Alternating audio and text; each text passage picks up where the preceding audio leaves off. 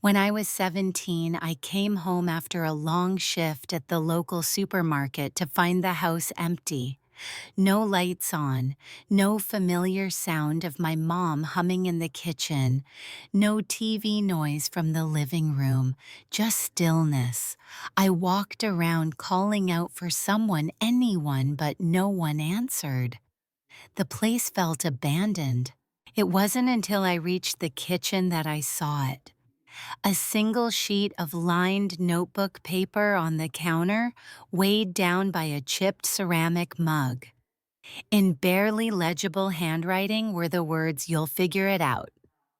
That was it. No signature, no explanation, just that. For a moment, I stood frozen, rereading the line again and again, hoping I was misunderstanding it. But deep down, I knew. They were gone, not just out for dinner or running errands, gone for good. My parents, along with my younger brother, had left without a word. I opened the fridge and saw it almost completely empty. The drawers in their bedroom had been cleared. The coat rack by the door was bare. They'd moved out, vanished, and they hadn't even told me. I remember just standing there, heart pounding in my chest, unable to breathe. My family had packed up their lives and relocated without me. No warning, no conversation, no reason, just a damn note that said, "You'll figure it out." It was the coldest thing anyone had ever done to me, and it came from the people who were supposed to love me unconditionally. I didn't cry right away. I felt numb, confused. I couldn't understand what I had done to deserve this. Maybe I hadn't done anything. Maybe they were just tired of pretending they cared. But the more I thought about it, the more I realized they had never even tried to pretend. Looking back, the signs had always been there, but I'd ignored them like most kids do when they're desperate for love. I was 13 when I decided to surprise my mom with a birthday cake. I'd never baked anything before, but I followed a recipe from a worn-out book I borrowed from the school library. I stayed up late mixing and frosting using every ounce of allowance I had saved up to buy ingredients. She barely looked at it. One bite and she wrinkled her nose. "This is lumpy," she said before pushing the plate away. She never touched it again. At 15, my younger brother Jeremy was struggling in school, especially in math. I spent every evening for 2 weeks tutoring him before his final exams using flashcards and example problems to help him understand. I made worksheets explain things over and over. On the day he passed, he didn't even say thank you. Instead, he called me a know-it-all, slammed his bedroom door in my face, and later told our parents I was annoying. At 16, I got my first job at a small diner in downtown Erie, Pennsylvania. It wasn't glamorous, but I was proud to be earning something. I handed over my entire first paycheck to my dad, who said he was behind on rent and needed help. A month later, when I asked if he could spare some money so I could buy a winter coat, he snapped at me. "You think handing over one little paycheck makes you a hero? You're still worthless," he yelled. I stood there shivering in an old hoodie that barely kept out the cold. That was the pattern. Every time I tried to be useful to matter, it somehow twisted back into resentment. I was always trying to earn love through effort, through sacrifice, but it never worked. They didn't want my help, they didn't want me. Not really. And when they left without even telling me, it finally sank in. I was useful, but I was never loved. A week after I found the note, I got a knock on the door. It was Mr. Turner, the landlord of our rented house. He looked uncomfortable, shifting from foot to foot. "Your parents terminated the lease early," he said, avoiding my eyes. "You have 7 days to vacate." I stood there stunned. That was how I found out they were gone for good. Not from a phone call, not even a message from my landlord. The first 3 nights I crashed at my friend Cassidy's place. Her family was kind but tight on space, and I could feel the discomfort growing. On the fourth night, I told them I had somewhere else to go. I didn't. I spent that night walking until morning. Eventually, I rented a small storage unit on the edge of town using the last of my savings, around a $170. I told the guy at the front desk I was storing books. I didn't tell him I was planning to sleep there. I rolled out an old yoga mat I found in the garage and used my backpack as a pillow. There was no heating, no electricity. I'd sneak into the YMCA in the early morning, pretending I had a membership just to shower. Breakfast, lunch, and dinner were spoonfuls of peanut butter straight from the jar. I kept it in my backpack along with a plastic spoon and a bottle of tap water I refilled at the park. To find work, I used the library's public computers, wrote a bare-bones resume, printed out copies, and applied for everything from gas stations to cleaning jobs. Most places didn't even glance at me. Then finally a miracle. A 24-hour diner 2 miles from the bus depot had a help wanted sign taped to the glass. I walked in sweaty and exhausted and asked to speak to the manager. Her name was Gloria, mid-50s, tough-looking with a smoker's voice and sharp eyes. She didn't ask many questions. "You got ID," she grunted. "No," I admitted, "but I can work, nights, weekends, whatever." She studied me for a beat before nodding. "Cash only. Under the table. You screw up, you're gone." I nodded so fast I thought my head might fall off. That job saved my life, literally. She even let me nap in the break room one night after I nearly collapsed mid-shift. She didn't say anything, just tossed me a pillow and turned off the light. The first year was a blur. I didn't live, I survived. Every dollar I earned at the diner was tracked meticulously. I saved every receipt, jotted down each expense in a torn spiral notebook. When I had enough saved, I bought a prepaid flip phone from a drugstore and a secondhand laptop from a pawn shop downtown. It was scratched up and slow, but it worked. That was enough. At night after my shifts ended around 3 a.m., I'd sit in the library with earbuds in watching free YouTube videos about budgeting, productivity, and personal development. I didn't understand most of it at first, but I kept learning, kept showing up. Then one day, a man named Mr. Caldwell, a regular at the diner who always ordered black coffee and rye toast, slid a business card across the counter. "You seem sharp," he said. "My office needs some help cleaning out old filing cabinets. It's just temp work, but it pays." I took the card like it was gold. The job turned out to be 3 days of sorting paper and boxing up junk at a law firm. It paid almost triple what I made per night at the diner. More importantly, it opened a door. Someone in that office referred me to another gig digitizing files for an accountant. Then came temp reception work at a small insurance firm. Each job led to another. By the time I turned 22, I had built a small freelance career, basic admin, calendar management, data entry. No one cared that I didn't have a degree. They just liked that I was fast, detail-oriented, and always early. At 25, I launched a consulting service for small businesses. Just me, a folding table in a rented room, and a secondhand laptop with half the keys faded. I offered system setup, email management, client onboarding templates. Anything I had once learned to do for others, I now sold as services. By 27, I had 5 contractors working under me. I leased my first office space in Cleveland in a modest 2-story building with exposed brick and leaky windows. Still, it was mine. My client list grew steadily. Some were companies I'd admired for years, places I used to walk past dreaming I could just get a foot in the door. By the time I hit 29, I wasn't dreaming anymore.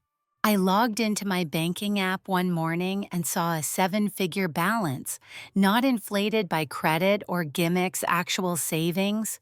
My apartment was paid off. I had no debt. I even had health insurance I could afford. I sat there on the edge of my bed, phone in hand, and cried not because I was sad, but because somehow I'd done it. I had climbed out of the hole they left me in, alone, and yet not broken. In those 6 years of steady rise, I never once heard from my family. Not a birthday text, not a forwarded email, not even a social media follow request. Silence. Until one morning, as I was pouring coffee into my favorite mug, the chipped one from the storage unit days, I got an email. Subject line, "You're still our daughter." I froze. It was from my mother's address. The message itself was short, not an apology, not an acknowledgement, just a vague paragraph about hearing my side of things and how maybe it was time to start over. No mention of the night they left me behind, no reference to those lost years, no explanation. I didn't reply. 2 days later, another message came in, this time from Jeremy. "We miss you," it said. "Can we fix this?" I didn't know how to respond, or even if I wanted to, but I couldn't stop thinking about it. I kept rereading both emails like they were riddles. My mother's words were clinical, almost like she was emailing a colleague she hadn't seen since a conference. My brother's message, though short, felt softer, maybe even sincere. I took the dilemma to therapy. Melissa, my therapist, said gently, "Give yourself space to feel whatever comes up. You don't owe them a reply. Not now. Not ever unless you choose to." So I didn't respond right away. I worked, I went to the gym, I had dinner with friends, normal things. But those messages haunted me. At night I'd open them, reread them, close the tab, only to repeat it again an hour later. 10 days later, I cracked. I replied to Jeremy with a single line, "It's been 12 years. What changed?" His answer came within the hour. He claimed he was only 15 when they left me, said he hadn't been told the full plan, that he thought I had chosen to stay behind with a friend's family, that he had looked me up online a few times but never had the courage to reach out, that the podcast, the one I did about surviving family estrangement, made him realize the truth. He said he was proud of me, but something didn't sit right. If he'd been proud, why wait until the whole world knew my story to say anything? I replied again more pointedly, "If you cared, why now? Why not when I was eating peanut butter with a spoon for dinner?" His next message was longer. This time there was a new layer. He said money had been tight for years, that my parents' business had failed, that their medical bills were mounting, that his wife was pregnant with their second child. And there it was. The real reason. I didn't write back immediately. Instead, I stared at the screen until the words blurred together. Medical bills, business failure, second baby on the way. I knew that feeling all too well, scrambling to survive, but the difference was no one helped me. I made it out on my own. A few days passed, then another email came from my mother. This time it had attachments, photos, images of me as a toddler on a swing set, family vacation shots from a beach I barely remembered, a grainy picture of me and Jeremy building a snowman in our old backyard, moments frozen in time that looked happy but felt distant, like scenes from someone else's childhood. At the bottom of the message she had written, "We made mistakes. We want to make amends." I took the whole thread, Jeremy's emails, my mother's photos, and brought them to Melissa during our next therapy session. She didn't tell me what to do. Instead, she reminded me of something I already knew, but needed to hear again. You are in control now. You decide who has access to your peace. I nodded, but deep inside the storm had already started. Part of me wanted to hit reply and unleash every ounce of pain they'd caused. Another part wanted answers, real ones. And a stupid, aching sliver of my heart still wanted their love, as irrational as that was. Eventually, I replied to Jeremy again. "Let's meet," I wrote. "Just you, no parents." We agreed on a coffee shop in Indianapolis, a city halfway between us. I flew in that morning, checked into a hotel, and sat in my room for hours debating whether to cancel. My stomach was in knots. At 2:00 p.m., I walked into the cafe. He was already there, seated at a corner table. He looked older, receding hairline, tired eyes, but still recognizable. We didn't hug, just sat down across from each other, two strangers bonded by history. For 20 minutes, we made small talk. Weather, traffic, his drive, my flight. It was excruciating. Then finally he broke the silence. "Claire," he said, his voice catching. "I'm sorry, I didn't know. I was just a kid when it happened." I didn't say anything, just looked at him, waiting, watching. He continued, "I didn't know they planned to leave you behind until it was already happening. I was scared. I didn't know how to stop it." I asked the question that had haunted me since 17. Why me? Why was I the one left? He looked down at his coffee. "They always saw you as the independent one, the strong one. They thought you'd be fine." I laughed bitterly. Fine, I lived in a storage unit. I ate peanut butter with a spoon. I showered at the YMCA. His eyes filled with tears. I didn't know he whispered. "They told me you had a plan, that you chose to stay, that you were going to live with a friend." "Lies," I said flatly. He didn't argue. After we parted ways outside the coffee shop, Jeremy hugged me. I didn't return it. I stood there, arms at my sides, feeling hollow. Back at the hotel, I called Melissa. I told her about our conversation, his apology, the story he shared, and how I wasn't sure if I believed him. She listened patiently, then said something that pierced through the confusion. "He's owning his emotions, but not his responsibility." Jeremy had been 15, not 5. He had access to a phone, to the internet, to a mailbox.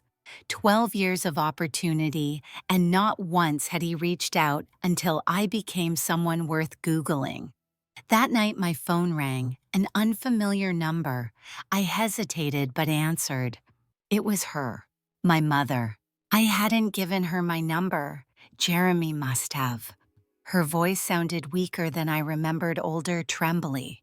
"Claire," she breathed. "You've done so well. I always knew you would. You were always special." I let her ramble for a few moments, then I cut in. "Why me?" I asked. Her pause was longer than Jeremy's. "We were drowning in debt," she finally said. 3 mouths were too many. "You were smart. We thought you'd find help, maybe even end up with a better family." I felt the air leave my lungs. "You thought abandoning your daughter was a favor," I whispered. She didn't answer. I ended the call, blocked her number, screamed into a pillow so hard my throat burned. The next morning, my inbox had a new message. Subject line, "Family support," from my father. He didn't offer any remorse. Instead, he wrote about their financial problems, about how Jeremy's wife was sick, about how he and Mom were being evicted. At the end, he asked if I could help the family out. There wasn't a single sentence asking how I was doing. I forwarded the message to Melissa with the single subject line, "There it is." She called me within minutes on a Sunday. We spoke about patterns, about guilt conditioning, about the line between compassion and enabling. I didn't need clarity, I had it.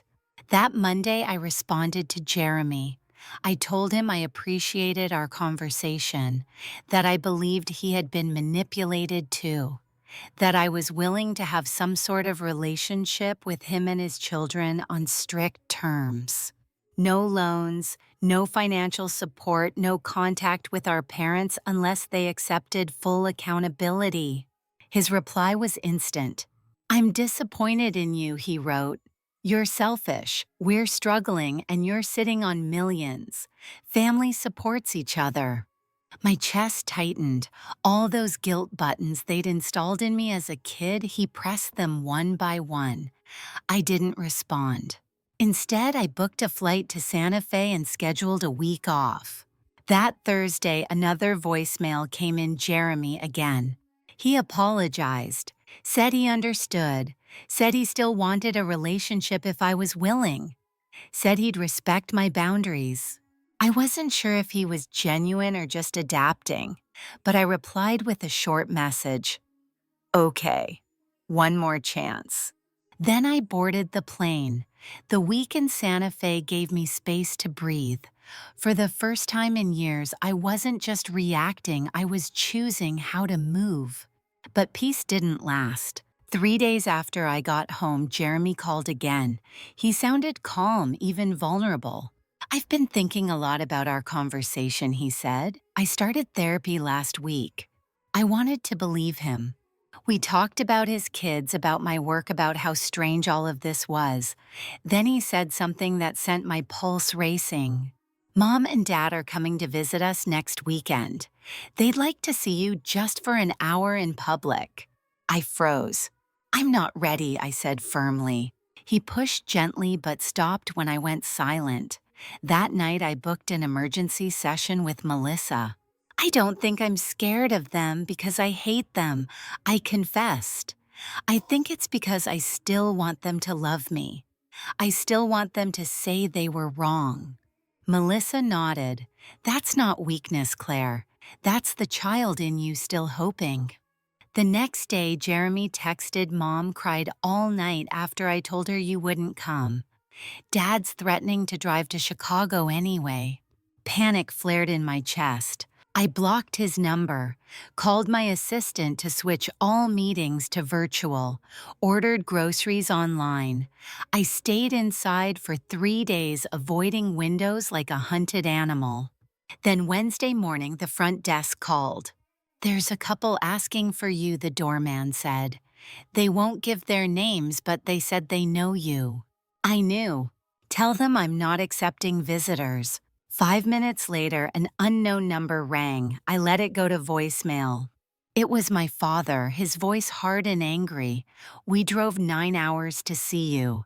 This is childish. We deserve to talk." I deleted the message. Thursday morning, a pounding at my door woke me. I looked through the peephole. There they were, my parents, standing in the hallway like they hadn't destroyed my life. "Claire, please," my mom pleaded. "We just want to talk." "We love you. We're sorry," my father added. I didn't open the door. I sat on the floor, trembling back, pressed to the wall until they left. Then I called building security and instructed them never to let those people up again. The guard asked if I needed the police. "Not yet," I replied. That afternoon, I got an enraged email from Jeremy. Accused me of humiliating our parents, said they were broke, staying in a motel, and had hoped I'd help with his wife's medical costs. I didn't answer. The next morning, I booked a flight to Portland to visit my friend Rachel, one of the few people who knew what I'd lived through. While packing, the doorman called again. "There's a woman downstairs," he said cautiously. "She's asking for you by name. Says she's your sister-in-law, has a toddler with her." I felt cornered, but I told him to send her up. The woman at my door introduced herself softly. "I'm Jenny," she said, "Jeremy's wife. I came alone. I needed to talk." Her eyes were tired. She cradled a sleeping toddler on her shoulder, her daughter, I assumed.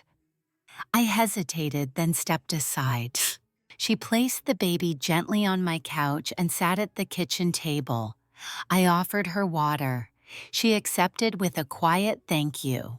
I only found out about you 3 years ago, she said, wrapping her hands around the glass. Jeremy told me you ran away at 17, that you cut ties. Her voice broke. Then I heard your podcast. She looked up at me. I confronted him, and he finally admitted what happened. I said nothing, just listened. I had no idea they were going to ask you for money, she added quickly. I'm furious about that. Yes, I need surgery, but we have insurance. Your parents are the ones who are desperate, not us. I nodded slowly. Why did you come here? I asked. She pulled out her phone, showed me screenshots, Facebook posts, old ones.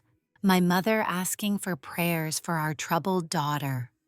My father claiming I stole from them before running away. Claims that they had hired private investigators, checked shelters, searched for me endlessly. All lies, crafted to paint themselves as victims. They told everyone you were mentally unstable, that you stole their savings, that they spent years looking for you, Jenny said. I'm so sorry. I stared at the screen in disbelief. Years of manipulation not just in our home but in the world. Jenny reached across the table. I want my daughters to grow up with truth. If that includes knowing you, great, but only if you want that. She stood, lifted her sleeping child, and paused at the door. No pressure, she said gently. Just, the door's open. After they left, I sat in silence. Then I called Melissa. She wasn't surprised. Abusers often create alternate realities, she explained. Controlling the narrative is how they maintain power. Later that night, a new email came in. From my father. The subject line was different. Short, threatening. If you keep spreading lies, we'll sue you for defamation. He claimed they had proof I'd stolen from them, that they'd go public, that I owed them for the damage. I forwarded it to Marcus, my lawyer. He responded immediately. Empty threats, he said. Truth is a defense. Keep everything. Don't respond. Then a call from Jeremy. They're furious, he said, saying horrible things about Jenny now, too. Marcus recommended we meet public place with him present. The meeting was worse than I imagined. Michael. Yes, I changed his name now, admitted everything. The financial entanglements, the pressure, the lies, the bruises Jenny had hidden on her arm his father had caused them. They were terrified. Marcus handed them a card for a family attorney. Told them to change passwords, locks bank accounts. We packed up their house that night. They moved in with me. We filed for emergency restraining orders. Then came the breaking point, a break-in. My parents stole baby pictures, documents, left a note, family matters, stay in the family. We called the police, rebuilt security. My apartment became our bunker. Then one morning I sent an email. Subject final meeting. Message tomorrow, 12 p.m., 8th Street, coffee, just me, no police, one last conversation after that, leave us alone forever. They came. I sat across from them in silence. Then I spoke. You've lost. Not just custody of your children's respect. You've lost me. And if you ever come near us again, I will burn down the fantasy you've built. I have everything. Screenshots, messages, witnesses, try me. They stared at me like they didn't recognize me. My mother cried. We're old, she whimpered. We don't want to die alone. You should have thought of that when you left a teenager behind with nothing but a line on a note, I said. As I stood, my father growled, You owe us for everything. I laughed in his face. You don't get thanks for doing the bare minimum and then vanishing. I walked out. My heart pounded, but not from fear. From freedom. Outside, I called Michael. I did it, I said. I packed a bag and joined his family at a hotel. That night, Lily ran to me with open arms. "Auntie Claire," she shouted. I almost cried. We built something new from nothing. They bought a house near me. We have dinner every Sunday. We laugh, we argue, we live together. 6 months later, a letter arrived, forwarded through Marcus. It was from my parents.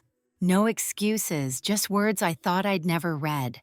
"We failed you. We're sorry. We'll respect your boundaries.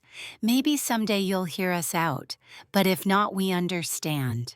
I didn't respond, but I kept the letter.